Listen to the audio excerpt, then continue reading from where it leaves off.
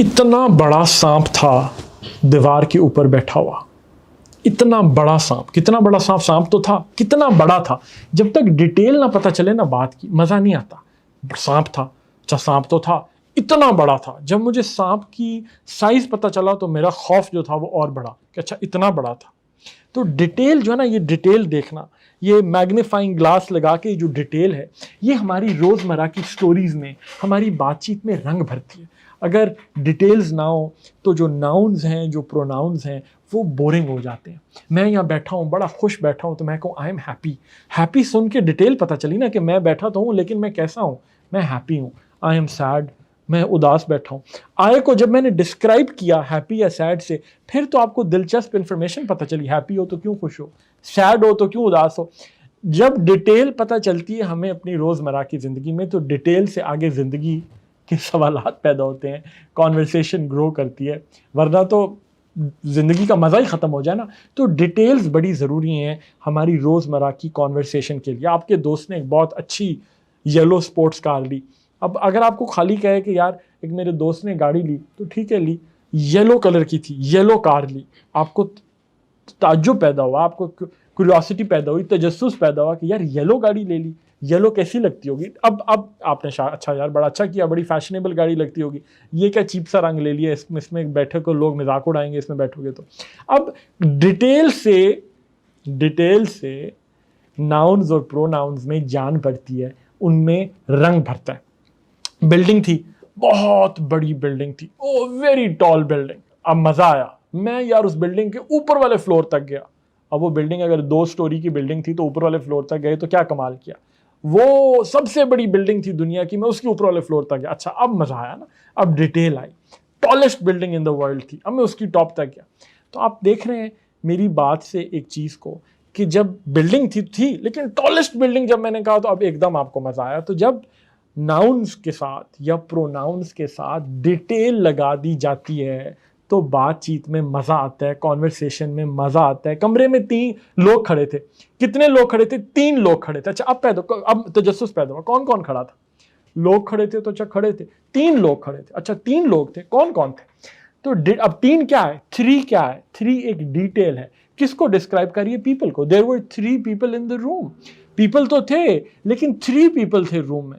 अब 3 जो है, अब ये पीपल को डिस्क्राइब कर रहा है, कितने, उनके नंबर ऑफ नाउन्स को डिस्क्राइब कर रहा है, नंबर को डिस्क्राइब कर रहा है। नाउन में डिटेल डाल रहा है, किस किस्म की डिटेल, उसके नंबर्स की डिटेल, कितने थे, क्वांटिटी कितनी थी, मतलब कितने लोग थे। तो 3 लोग थे। अच्छा तो 3 यहां पे नाउन को, फिर पीपल को, लोगों को, आपको फिर डिटेल बता रहा है। तो ये चीज, ग्रामर के वो वर्ड्स जो नाउन्स और प्रोनाउंस की डिटेल बताते हैं, उनमें रंग भरते हैं, उसकी डिस्क्रिप्शन देते हैं, उस नाउन को उठाते हैं, गिराते हैं, लिटाते हैं, उसकी आपको तफसील बताते हैं, उसे कहते हैं adjective. That is an adjective. मैंने कुछ पिछली वीडियोस में I have referred to as an adjective, जब हम वर्ब्स का तस्करा कर रहे थे तो मैंने एडजेक्टिव की तरफ रिफर ज़रूर किया था, लेकिन साथ साथ आपको ब्रीफली डिस्क्रिप्शन देके साथ साथ ये कहा था कि वीडियो आ रही है। तो ये है वो लेसन जो हमारा एडजेक्टिव्स के ऊपर है। एडजेक्टिव क्या करता है, एडजेक्टिव नाउन की भी डिटेल बताता है, उसकी तारीफ करता है, उसको क्रिटिसाइज करता है, कभी तनकीद करता है, कभी तारीफ करता है, कभी डिटेल बताता है, और प्रोनाउन के साथ भी यही करता है। क्योंकि आपको पता है प्रोनाउंस के लेसन से कि प्रोनाउंस तो नाउन्स को रिप्लेस कर रहे हैं ना, प्रोनाउंस नाउन्स को रिफर कर रहे हैं, नाउन्स को रिप्लेस कर रहे हैं किसी जगह पे। वो नाउन जिनको वो रिप्लेस कर रहे हैं वो उनके एंटीसीडेंट्स हैं। तो प्रोनाउन हो या नाउन हो, उसको जो डिस्क्राइब कर रहा है, जो उसके अंदर कलर ला रहा है, जो डिटेल डाल रहा है, वो है आपका एडजेक्टिव, जो हमारा आज का मौजू है, आज का हमारा सब्जेक्ट है। मैंने आपसे सवाल किया, डायमंड की शॉप पे खड़े हुए थे, डायमंड देखे हमने, बड़े खूबसूरत डायमंड थे। मैंने दुकानदार से सवाल किया कि is this a real diamond. मुझे थोड़ा सा नकली लगा, उसकी शाइन थोड़ी आर्टिफिशियल थी, तो मैंने उससे पूछा is this a real diamond. Real क्या है यहाँ पे, रियल किसको डिस्क्राइब कर रहा है, रियल डायमंड को डिस्क्राइब कर रहा है। डायमंड के बारे में बात हो रही है कि क्या ये असली हीरा है, हीरे को डिस्क्राइब कर रहा है असली, क्या ये असल है, क्या ये हीरा असल है, असली है, क्या ये रियल है कि नहीं है। Is this a real diamond. तो रियल यहाँ पे जो अंडरलाइंड बोल्ड वर्ड्स हैं वो एडजेक्टिव्स हैं इस लेसन के अंदर। तो आप देखेंगे is this a real diamond, तो आपको पता चला कि यार रियल यहाँ पे एडजेक्टिव है जो कि डायमंड को डिस्क्राइब कर। मैं कहता इज दिस अ डायमंड, वो कहता ऑफ कोर्स अ डायमंड। मेरा सवाल ये नहीं था, डायमंड तो लग रहा है, is this a real diamond. अब रियल की वजह से आप देखें सवाल में एक मानी पैदा हुआ, आपको एडजेक्टिव की इंपॉर्टेंस का, अहमियत का, सिग्निफिकेंस का हमारी एवरीडे लैंग्वेज में एहसास हुआ। आपने एग्जाम पास किया, आपने एग्जाम तो पास कर लिया, बड़े बच्चों ने पास कर लिया, लेकिन आपने कहा I got good grades in the exam. जब आपने मुझे कहा ना आई गॉट गुड ग्रेड्स, तो अब मुझे पता चला कि अच्छा ग्रेड्स तो आए, सबके ग्रेड्स। अगर आपको जो कहते I got grades in the exam, तो भाई ग्रेड्स तो आने ही थे, एग्जाम जो आपने दिया है तो ग्रेड्स तो आने ही थे। अब आप कहें कि मैंने दीवार में मुक्का मारा है, मेरे हाथ को चोट लग गई, वो तो कॉज एंड इफेक्ट है ना, it's a simple cause and effect relationship. आपने एग्जाम दिए हैं तो ग्रेड्स तो आने थे। जब आपने कहा I got good grades in the exam, तो अब मेरे दिल में आपके लिए तारीफ पैदा हुई कि अच्छा भी वेरी गुड, आपने बड़ा अच्छा काम किया। गुड किसको डिस्क्राइब कर रहा है? ग्रेड्स को। गुड के ऐड करने से उस जुमले में मतलब आया है। अब आप सोचें एक एडजेक्टिव किस तरह लोगों की जिंदगी चेंज कर देता है। बच्चा अगर घर आके कहे पापा को या अम्मी को या अब्बू को, अब्बू I got bad grades in the exam, एकदम घर का माहौल चेंज हो जाएगा। और अगर ये बैड की जगह एक एडजेक्टिव गुड हो जाए, I got good grades in the exam, तो एकदम मुस्कुराहटें आ जाएंगी। तो एडजेक्टिव का इतनी पावरफुल चीज़ है कि वो ज़िंदगी को चेंज कर देता है। ज़िंदगी के, मैं अपनी तकरीर में ज़्यादा जज्बाती हो गया था, लेकिन एडजेक्टिव्स इतनी अहमियत, इतनी इंपॉर्टेंट चीज़ है। आप खातून जो थी वो सो रही थी, आपने उनको जाके उठाने की कोशिश की, आप उनकी दोस्त हैं, आपने उनको उठाने की कोशिश की, वो खराटे लिए जा रही थी, आपने बाहर आके कहा, या उनके बारे में जब बाद में बात की तो आपने कहा she was in a deep sleep. सो तो रही थी, स्लीप तो थी उनको, नाउन है स्लीप, लेकिन कैसी स्लीप थी? डीप स्लीप थी। तो वो स्लीप जो थी वो बड़ी डीप थी। अब यहाँ पे आपने बात नोटिस की है, मैंने अभी तक जितनी एग्जांपल्स दी हैं, real diamonds, good grades, deep sleep, यहाँ पे जो एडजेक्टिव है यानी वो वर्ड जो नाउन को डिस्क्राइब कर रहा है, वो नाउन से पहले आ रहा है।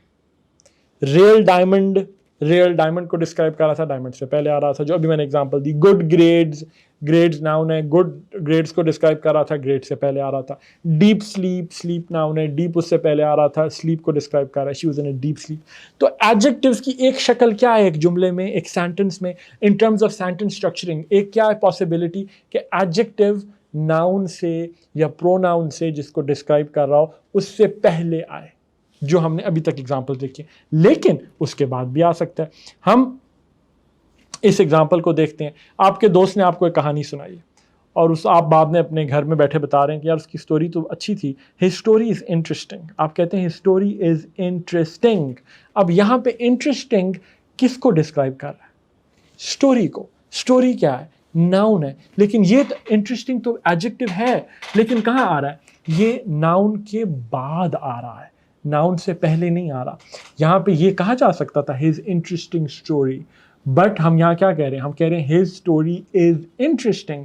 तो आप यहाँ देख रहे हैं कि एडजेक्टिव है इंटरेस्टिंग, स्टोरी को डिस्क्राइब कर रहा है, लेकिन कहाँ पे आ रहा है?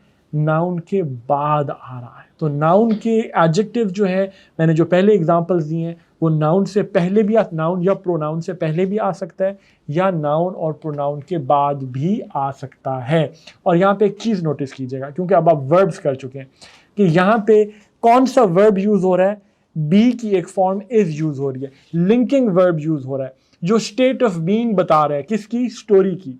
तो यहाँ पे हिज स्टोरी इज इंटरेस्टिंग, यहाँ पे इंटरेस्टिंग एडजेक्टिव है, स्टोरी और इंटरेस्टिंग को जोड़ा है एक हेल्पिंग वर्ब इज। अब वो आप क्योंकि पहले कर चुके हैं तो अब मैं ये बात कर सकता हूँ। अब आपको इंग्लिश की लैंग्वेज की, सेंटेंस स्ट्रक्चरिंग की, ग्रामर की कितनी डीप अंडरस्टैंडिंग हो रही है कि अब आप अच्छा यार हिज स्टोरी इज इंटरेस्टिंग, आपको पता चल रहा है अच्छा यार स्टोरी नाउन है, इज हेल्पिंग वर्ब है, या इज लिंकिंग वर्ब है, हेल्पिंग वर्ब नहीं है, लिंकिंग वर्ब है, और इंटरेस्टिंग एडजेक्टिव है जो कि स्टोरी को डिस्क्राइब कर रहा है। तो एडजेक्टिव नाउन के बाद भी आ सकता है, और अगर बाद में आ रहा है तो आपको किसी न किसी लिंकिंग वर्ब की ज़रूरत पड़ सकती है। आप देखिए द स्काई बिकेम डार्क, एकदम काले बादल आए। अब यहाँ पे बिकेम क्या है?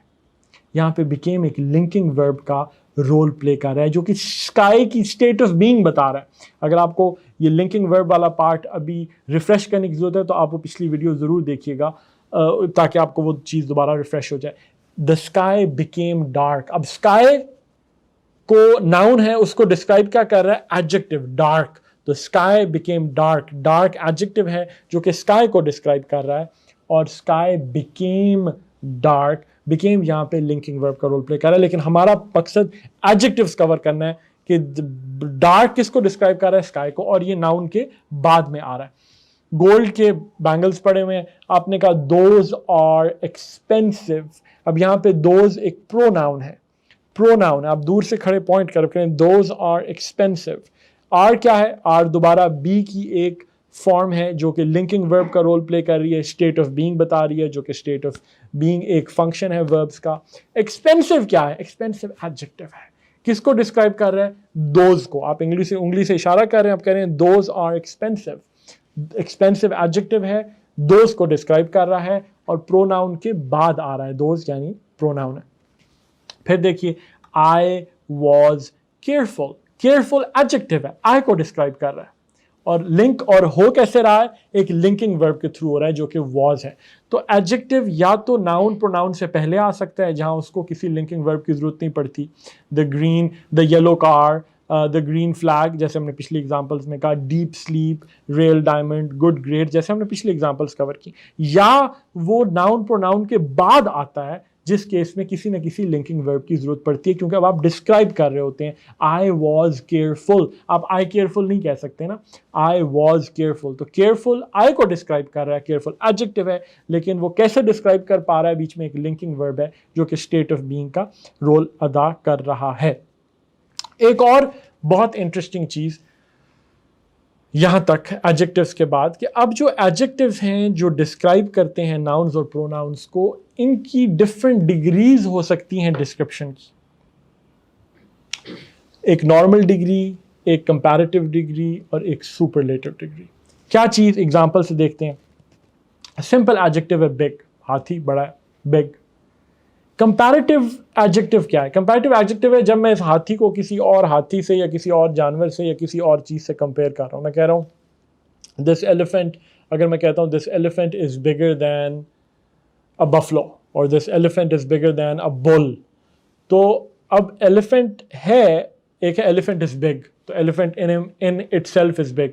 Elephant is bigger than a buffalo, तो अब एलिफेंट बिगर है किससे? बफलो से। अब बिगर भी एडजेक्टिव है, लेकिन ये एडजेक्टिव साथ साथ क्या रोल प्ले कर रहा है? बिगर का, कि ये कंपेयर कर रहा है एलिफेंट को बुल या बफलो के साथ। मैं कह रहा हूं, अगर मैं कहता हूं this elephant is the biggest in Africa, ये अफ्रीका का सबसे बड़ा एलिफेंट है, तो अब वो एलिफेंट को तो डिस्क्राइब कर रहा है, लेकिन बिगेस्ट कहने से मुझे एक एडजेक्टिव और बता रहा है कि जितने और एलिफेंट्स हैं ये उन सबसे बड़ा है। तो एडजेक्टिव एक अपनी सिंपल फॉर्म में नाउन या प्रोनाउन की डिटेल देगा, लेकिन फिर अपनी कंपैरेटिव फॉर्म में ये आपको अलाउ करेगा दो नाउन्स की या दो प्रोनाउंस की सिफात को आपस में कंपेयर करने में, और अपनी सुपरलेटिव फॉर्म में ये आपको हेल्प करेगा कि आप उसको सब और चीज़ों से कंपेयर कर पाएं। आप देखें, कुत्ता भाग रहा है एक फास्ट, तो आपका जो कुत्ता था वो बड़ा तेज़ है तो फास्ट है। अब वो फास्टर है किसी और कुत्ते से, अब आपके कंपैरिजन आ गया, वो फास्टेस्ट है पाकिस्तान के सब कुत्तों से, तो अब वो उसकी सुपरलेटिव फॉर्म बन गई। तो फास्ट, फास्टर, फास्टेस्ट हैं तीनों एडजेक्टिव्स, लेकिन तीनों की डिफरेंट फॉर्म्स हैं। एक सिंपल फॉर्म है, एक कंपैरेटिव फॉर्म है। कंपैरेटिव फॉर्म हमेशा दो चीज़ों में होती है। जैसे ही 2 से इंग्लिश में 3 पे जाते हैं तो आप सुपरलेटिव फॉर्म में चले जाते हैं। आप 3 चीज़ों पे 2 वाला जो कंपैरेटिव फॉर्म में नहीं लगाते। कंपैरेटिव फॉर्म सिर्फ 2 चीज़ों के कंपैरिजन में लगती है। इसी तरह जो जैसे बिग, बिगर, बिगेस्ट था, फास्ट, फास्टर, फास्टेस्ट था, उसमें आपने एक चीज़ देखी कि ER, लगा के कंपैरेटिव से उसकी सुपरलेटिव फॉर्म बन रही थी। फास्ट, फास्टर, ER लगाया, फास्टेस्ट। बिग, बिगर, ER लगाया, बिगेस्ट। टॉल, टॉलर, ER लगाया, फिर टॉलेस्ट, EST लगा दिया। ये जो एडजेक्टिव्स हैं जो अपनी सिंपल फॉर्म से कंपैरेटिव फॉर्म में और फिर सुपरलेटिव फॉर्म में चले जाएंगे सिर्फ ER लगाकर, इनको हम कहते हैं रेगुलर एडजेक्टिव्स। इनको मतलब ये रेगुलर है, इनको रेगुलर तरीके से, जिस तरह आपने रेगुलर वर्ब्स पढ़े थे जो रेगुलर तरीके से कुक्ड हो गया था, वर्सेस जैसे कि ड्रिंक ड्रैंक ड्रंक था, या ईट एट ईटन था, जो कि इरेगुलर वर्ब्स है जिनको आपको थोड़ा सा याद करना पड़ता है, यूज में करना पड़ता है, पढ़ना पड़ता है बार बार उनको, वो उन वर्ड्स को जानने के लिए। इसी तरीके से एडजेक्टिव्स हैं जो इरेगुलर हैं, जैसे गुड, बेटर, बेस्ट। अब गुड, गुडर, गुडेस्ट नहीं है, गुड, बेटर, बेस्ट। अब तीनों का आपस में कोई शक्ल नहीं है, you just have to know them, right? There is no rule कि मैं आपको कहूं कि यहां से यूं होगा, ठीक है ना? या आप मच, मोर, मोस्ट, दोबारा सिंपल फॉर्म है, कंपैरेटिव फॉर्म है और सुपरलेटिव फॉर्म है। इसी तरीके से लिटिल, लेस और लीस्ट, दोबारा सिंपल फॉर्म है, कंपैरेटिव फॉर्म है और उसकी सुपरलेटिव फॉर्म है। तो ये डिफरेंट फॉर्म्स हैं आपके एडजेक्टिव्स की, जो कि आपको हेल्प करती हैं दोबारा नाउन्स और प्रोनाउंस को फर्दर डिस्क्राइब करने में। जैसे कि एग्जांपल अब मैं पहले थोड़ी सी दे चुका हूं, सेंटेंस में देखें, your dog is faster than my dog. अब योर डॉग इज फास्टर, अब फास्टर किसको डिस्क्राइब कर रहा है? आपके कुत्ते को डिस्क्राइब कर रहा है। और क्या बता रहा है? कंपैरेटिव लगाने से ये बता रहा है कि ये अब देन किसी और चीज से ज्यादा है, जो भी इसकी सिफ्त है ये किसी और चीज से ज्यादा है। तो your dog is faster than my dog, your dog is fast is ठीक है, बट अब और ज्यादा डिटेल आ गई, your dog is not just fast, it's faster than my dog, right? तो आपको एडजेक्टिव्स अलाउ कर रहे हैं, अलाउ करते हैं नाउन्स को, प्रोनाउंस को आपस में कंपेयर करने में in their characteristics, in their सिफात, ठीक है? फिर सुपरलेटिव फॉर्म देखें, this house is the largest on this road, ये जो घर है ये इस रोड पे सबसे बड़ा है। अब आप कहें दिस हाउस इज लार्ज, ये एक डिग्री ऑफ डिटेल है। This house is larger than my house, ठीक है, ये एक डिग्री ऑफ डिटेल है, अच्छा मेरे घर से बड़ा। This house is the largest on this road, अब it's different degree of detail. तो ये जो डिटेल्स आपको एडजेक्टिव्स अलाउ करते हैं डिटेल देने में नाउन की या प्रोनाउन की, और वो डिटेल वो उस नाउन तक महदूद रह सकती है, दिस हाउस इज लार्ज, वो डिटेल उस नाउन को अलाउ कर सकती है कंपेयर करने में किसी और नाउन से, this house is larger than my house, और वो डिटेल आपको अलाउ कर सकती है, वो जो एडजेक्टिव है आपको अलाउ कर सकता है कि आप उस नाउन की किसी सिफ्त को एक क्रॉस कैटेगरी कंपेयर कर सकें। जैसे आप कहें this house is the largest on this road, तो अब इस रोड पे जितने घर हैं उन सबसे बड़ा है। आपको लार्जेस्ट ने, लफ्ज लार्जेस्ट ने, सुपरलेटिव फॉर्म ऑफ एडजेक्टिव ने अलाउ किया कि आप इस इंफॉर्मेशन को कम्युनिकेट कर सकें। तो एडजेक्टिव्स का समरी क्या है? क्विक समरी ये है कि आपने इस वीडियो में क्या मेन पॉइंट्स क्या लेने हैं। क्विक समरी ये है कि एडजेक्टिव्स का क्या रोल है, प्रोनाउंस को और नाउन्स को डिस्क्राइब करना, उनकी डिटेल देना। इनका बड़ा अहम रोल है लैंग्वेज में, क्योंकि इसी डिटेल से लैंग्वेज में रंग पड़ता है, इसी डिटेल से आपकी राइटिंग पावरफुल और खूबसूरत होती है, इसी डिटेल से आपकी कम्युनिकेशन इफेक्टिव होती है। तो बड़ा इंपॉर्टेंट रोल है, एक बात। दूसरी बात, अपने सेंटेंस स्ट्रक्चर के अंदर ये नाउन से पहले भी आ सकता है, नाउन के या प्रोनाउन के बाद भी आ सकता है। नाउन से पहले आएगा तो एक सिंपल फॉर्म में आ जाएगा, जैसे हमने कहा रियल डायमंड, येलो कार वगैरह वगैरह की मैंने एग्जांपल दी।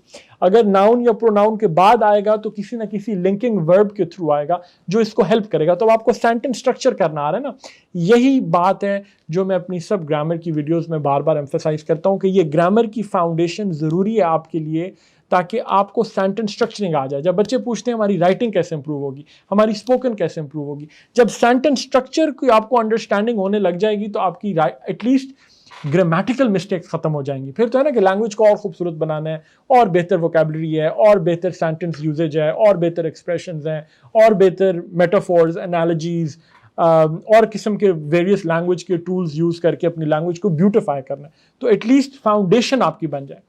तो जब एडजेक्टिव नाउन या प्रोनाउन के बाद आ रहा है तो वो ऐसे नहीं आ सकता जैसे कि बगैर किसी लिंकिंग वर्ब के, उसको किसी न किसी लिंकिंग वर्ब की ज़रूरत पड़ेगी। जैसे द कैट वॉज एंग्री, तो अब एंग्री कैट को डिस्क्राइब कर रहा है। अब तो या तो मैं कहूँ the angry cat jumped at me, तो फिर तो मुझे ज़रूरत नहीं है वॉज की ना, angry cat jumped at me, या एंग्री एडजेक्टिव है जो कि कैट को डिस्क्राइब कर रहा है। But the cat was angry, मैं कैट एंग्री नहीं कह सकता, द कैट वॉज एंग्री। अब मैं कैट की एक हालत बता रहा हूँ, स्टेट ऑफ बीइंग बता रहा हूँ, तो एक लिंकिंग वर्ब आएगा वॉज जो कि बी की फॉर्म है जैसे आप कवर कर चुके हैं, और एंग्री एडजेक्टिव जो कि कैट को डिस्क्राइब कर रहा है। तो दूसरी की टेक अवे ये है कि एडजेक्टिव नाउन के बाद भी आ सकता है, नाउन या प्रोनाउन के, और नाउन या प्रोनाउन के बाद में भी आ सकता है, लेकिन बाद में आएगा तो उसे लिंकिंग वर्ब की जरूरत पड़ेगी। और तीसरा की टेक अवे ये है कि इसकी सिंपल फॉर्म्स भी होती हैं एडजेक्टिव्स की, लेकिन इनकी कंपैरेटिव और सुपरलेटिव फॉर्म्स भी हैं जो कि अलाउ करती हैं कि आप नाउन्स का कंपैरिजन और नाउन्स के साथ या सब नाउन्स के साथ अब सिचुएशन पर डिपेंड करते हुए आप कर सकें। और ये जो कंपैरेटिव और सुपरलेटिव फॉर्म्स हैं ये रेगुलर फॉर्म में भी हो सकती हैं, और कुछ एडजेक्टिव्स रेगुलर होंगे, कुछ इरेगुलर होते हैं, जैसे कि good, better, best. Good being a simple form, better being a comparative form and best being a superlative form, जिनको जानने के लिए आपको रीडिंग यूजेज बढ़ाना पड़ेगा ताकि आपको वो सब एडजेक्टिव्स जो हैं आप उनसे यूज्ड टू हो जाएं।